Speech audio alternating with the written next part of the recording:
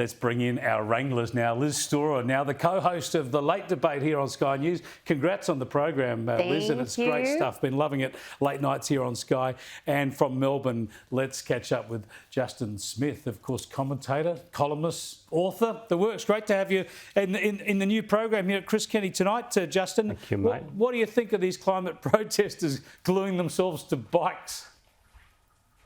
Look, I love a good protest. I like them to protest properly. I don't like them ticking off people too much.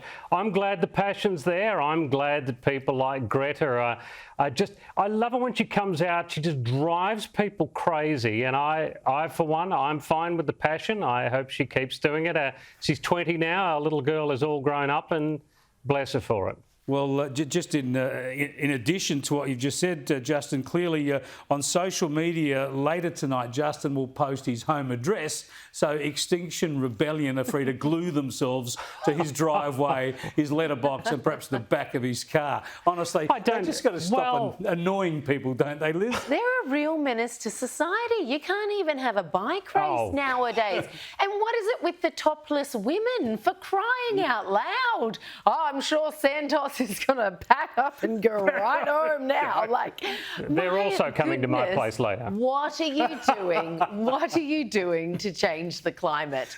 Absolutely nothing. And this arrest of Greta was clearly just the most brilliant photo op. If you can see, it's been shared online, her just standing around laughing with the police and smiling from ear to ear. I mean, Germany, as you've rightly said, they're in the middle of a cost of living crisis. They need this coal mine. They desperately need it. So protest all you want, get your virtue signalling miles up, Greta. Germany needs this mine. I reckon Greta would have been out of the news for a while. She would have rang the cops and said, here's the protest, here's what I'll be wearing. Please arrest me. Please cuff me, carry me. Hey, let's keep going. Well, indeed, Greta, do your stuff. Better to be arrested in Germany than stuck to a bike in South Australia. Hey, Justin, what do you make of the Prime Minister seeing to mangle the advocacy case for The Voice? You know, I support The Voice, but he won't put any detail out there, refuses to put any detail out there, thinks we'll just vote on the vibe of the thing. Then when he ventures into the detail, as we mentioned, as to whether Voice members will be paid, he gets that wrong. Yeah, it's a damn shame, because I'm with you. I want it as well. And this is certainly something I know that we're both passionate about, this whole area. But yeah, he's really buggering it up, I've got to say, because he's so low on detail. He's got to get out and sell this thing. I mean, if we're going to have a referendum on it, he is just going to have to sell the hell out of it. And he is far from doing that. You know, we're not that stupid.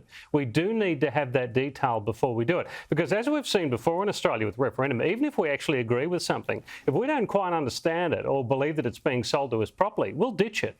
Yeah, absolutely. And I'm worried that that's what's going to happen here, Well, he's got to learn from history. Liz, he was talking last night about how the AFL backs it, the Australian Open tennis have come out tonight and backed The Voice. Corporates are backing it, yada, yada, yada. And I say this as well. That doesn't carry sway. That's like the Republican debate. It's like the elites are telling people what to do. Exactly. No, Prime Minister. Trust the people with your plans. Show them your details. Don't take them for mugs. Yeah, and then when he was asked on 2GB this morning, spectacularly terrible, a burning dumpster fire of an interview on this very topic, Fordham asked him, so when do people get to give feedback? Because he kept saying, the Australian public are going to get their chance.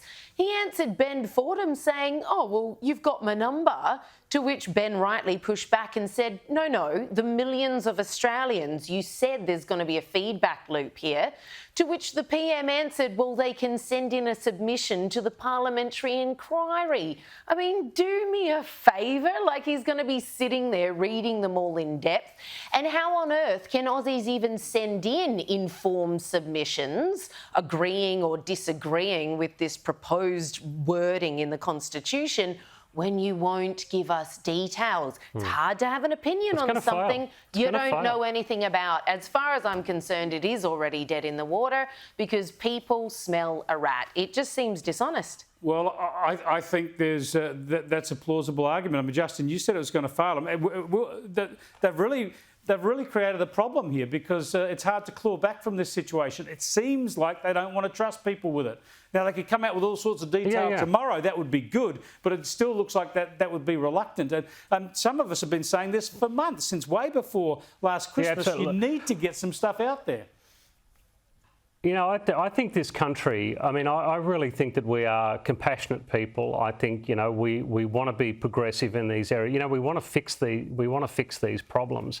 But, you know, we want to do it the right way, and I really think we're smart enough. And unfortunately, the PM, this is that old political business, and Morrison was a shocker at this as well, where they just pull up the old, you know, whack on a suit and get your tie right, and just give the punters a load of crap, and they'll buy it.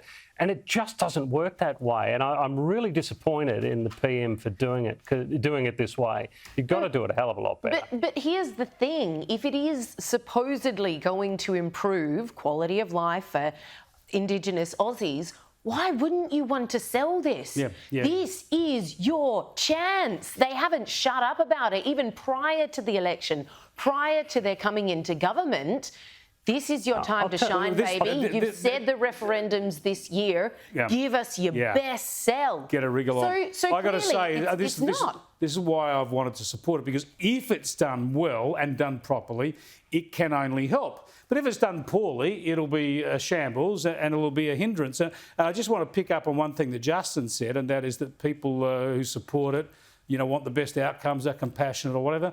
Well, the people who oppose it are too. The people who oppose this have goodwill towards Indigenous Australians as well. They just disagree with the proposal. But I mean, we've got to have more meat on the bones to talk about it, and we'll keep discussing. We don't know what we're disagreeing about. That's one of the big problems, isn't it? We don't know what we can debate about. They've kind of backed themselves into a corner because... Well, there is a principle about whether you have one or not, and we can all have that debate.